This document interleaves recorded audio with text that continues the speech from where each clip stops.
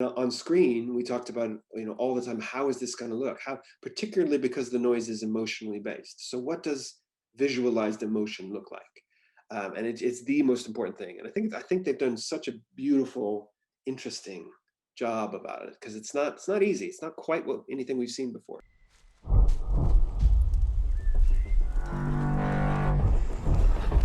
We're lucky to be alive. Whoa, whoa, stop! Don't come any closer. It's a girl.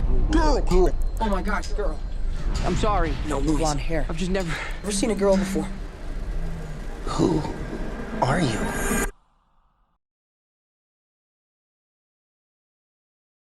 All right, Patrick, I guess we can delve into this.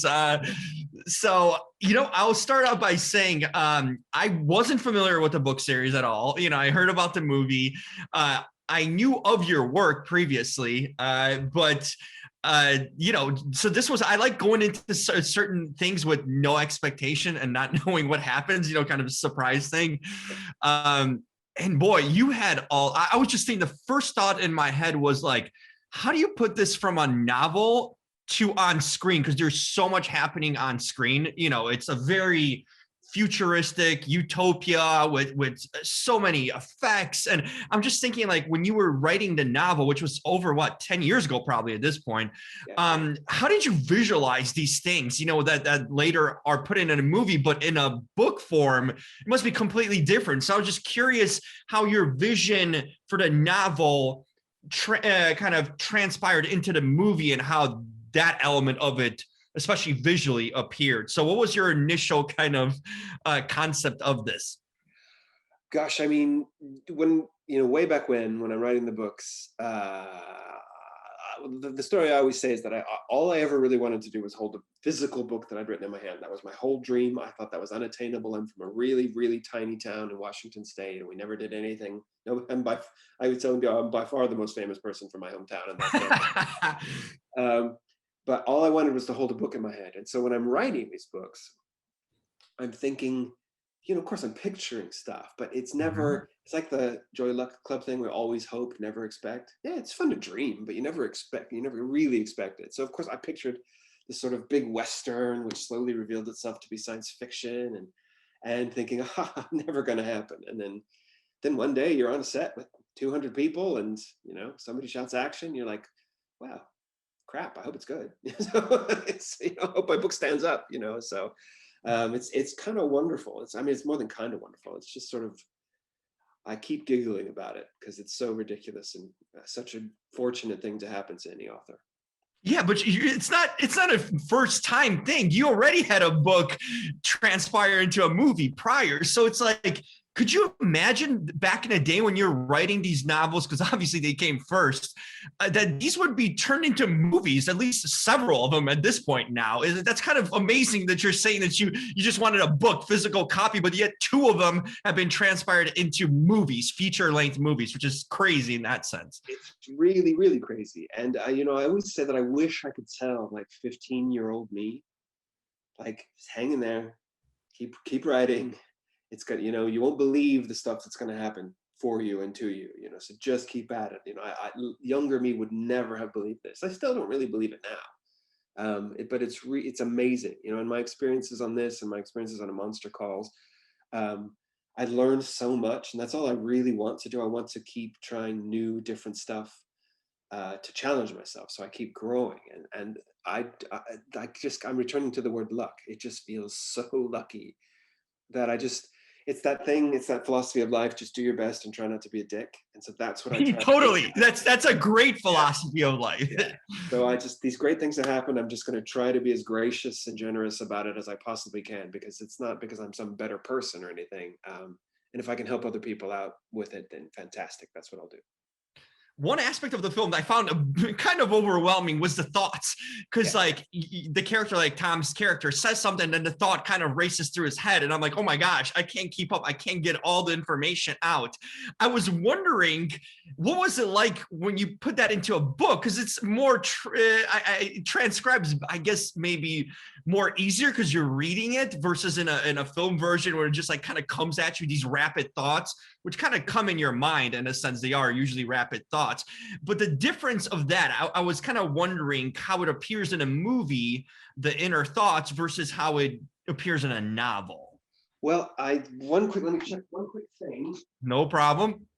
And no, crap, I don't have one on hand. I don't know where my copy of the book is, or I would actually show you, because in the book there's a phenomenon called the noise, and the noise is this thing happens where everyone can hear what you're thinking all the time and see it. You know, it sort of hovers around your head like a cloud. And think how messy that would be. Think how messy your thoughts are in a day. You know, when we speak, we filter them, and that's what makes us able to live with one another, that we sort out our thoughts before we say them. So if you see them before that, it's a mess. And so in the book, I wish I could show you the pages. It's really annoying that I don't have a copy on hand. I'm gonna have to find it now. I'm gonna have to find a book. I hope the libraries are open and stuff. Yeah, they definitely are. But there are a couple pages where the pages are covered in text that goes all over the place in different sizes and different fonts, just to try to communicate the feeling of what chaos that would feel like. That's hence the title of the movie. And on screen, we talked about, you know, all the time, how is this going to look? How, particularly because the noise is emotionally based. So what does visualized emotion look like? And it's the most important thing. And I think they've done such a beautiful, interesting job about it, because it's not easy. It's not quite anything we've seen before. So yeah, I felt that was really good, the way the noise came out. Yeah, it is chaotic in a sense. That's like kind of a first thought too, because in a way it's like, I guess I'm supposed to feel overwhelmed and just like, whoa, stop, you know, because probably the truth of the situation is, like you said, our inner thoughts are chaotic, you know, in so many ways. And you just like one thought, it comes over to the next. And by the time we utter, probably we have like 10 thoughts before we actually say something. So I'm guessing I was supposed to, as a viewer, feel that way too, kind of overwhelmed seeing this, right? I mean, kind of makes sense now. Yeah, absolutely. I mean, it's my long ago question, you know, think about what you're thinking right now, even in this interview, all the different things you're thinking. You know, some of them are nonsense. Some of them are directly always in my head. Yeah, well, you know, sometimes you're singing, sometimes you're thinking, if I fart, will anybody hear on Zoom, you know, that kind of thing, you know? And so I just thought, imagine how awkward and embarrassing, and exactly the word, overwhelming, that would be if it was everybody all the time. Because that's kind of what social media is, a little bit. Totally. And I think in the 10 years since I've written the book, it's only gotten noisier and worse. People have kind of learned how to use social media in a noisy way. So the movie's just kind of, and the book are just kind of asking the question, okay, what do you lose? You gain.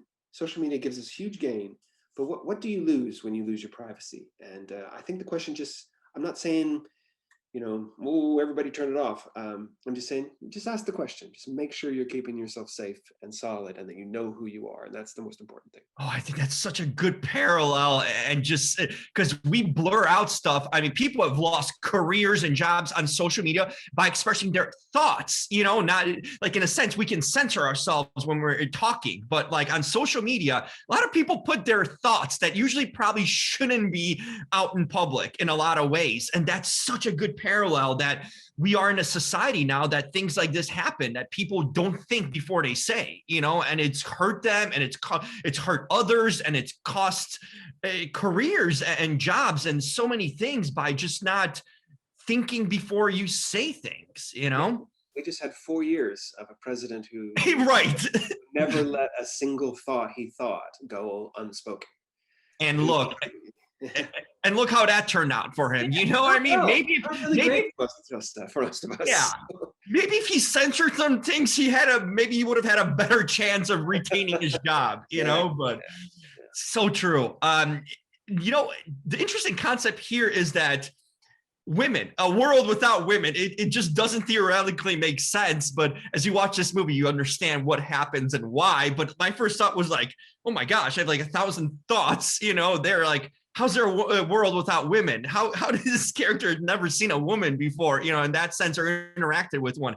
Tell me about that idea when you came up to the novel, like, I'm going to do something really kind of, that's a startling thing about this movie. The first thing you notice, like, wow, I can't believe that's a possibility. How?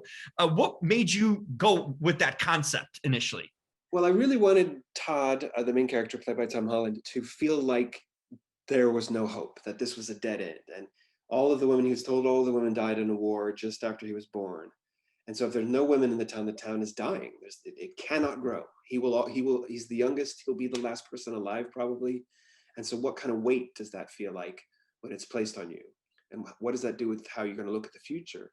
And then when he finds out that he's been lied to, and then he meets Daisy Ridley's character Viola, who crash lands there, and it's the first woman he's ever seen. And then he finds out that the world is not what he thinks it is. That is, that to me is like a perfect example of reaching out to trust somebody for the first time when you don't know them, because women don't have the noise. And so he has got to just trust her and what she says rather than all of her thoughts. And she's got to do vice versa, because she can see everything he's thinking. And it's really hard to trust somebody when you can see all of their contradictory thoughts and what they think about you. Your dreams, everything. Yeah. And so to me, it's just taking a difference and making it as extreme as possible. And people have handled this obviously very badly, we find out. But Todd and Viola, are they going to be the people who figure it out, figure out how to do it? And that is kind of the metaphor of being a teenager. How do you negotiate with the adult world, and how do you leave behind what you knew to become somebody new, but doing it, and still reminding yourself who you are and where you stand and what you believe, and allowing yourself to trust and to love. Totally. The casting of this cast is like phenomenal. I can't imagine you'd ever imagine when you're writing this book, these are the people that represent these characters. But Tom and Daisy, completely accomplished actors in so many different genres they can do and what they can translate for their kind of humanity. I feel like those are two actors that really translate humanity well to on screen. Tell me how you knew that these are the right actors, not only because of their credentials, but for these characters that you wrote. And from the 10 plus years ago that you wrote them to how they make them come alive on the screen when you get to see these characters alive. Tell me what about their casting really excited you or liked you or knew that these were the characters that you kind of wrote, and how close were they to your imagination initially? Well, to me, the best young adult literature and movies and the best science fiction literature and movies do the same thing. They invite you in. They say, who would you be?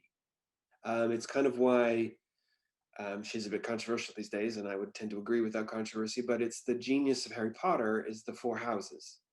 It's which house would you be? She should be better about trans people, but we're going to just skate past that movie. And, they're fans, should be. Yeah, exactly. But the idea of inviting you in is genius. And so Tom and Daisy, both, their star quality is not untouchable. It's relatable. Both of them, particularly in Ray and particularly in Peter Parker, they succeed there because you think I could be that person's friend. And that's humanity, like I said, they translate completely. Yeah. And so that's all I was really after. And that we got those two and they both agreed to do it. And we're really excited to do it. I thought, perfect. It invites a young viewer in. And if a young viewer is welcome, then everybody's going to feel welcome. So I was really, really excited. I count my blessings on that one. Yeah. And it worked, because the different castings can change a vision or make you not relate, depends on who's cast. That chemistry is so huge, and the leads carry the film. And I thought it was just, I'm like, wow, this movie's in a safe place with these two, at the forefront in so many ways. Very lucky. Before I let you go, I saw that you are writing a Lord of the Flies film. Okay. I need to ask you about this. I remember that was one of the first books I remember in school, because I'm not much of a reader, I'll be honest, but that's a book that stayed with me along with The Great Gatsby, probably one of my 2 favorite books of all time.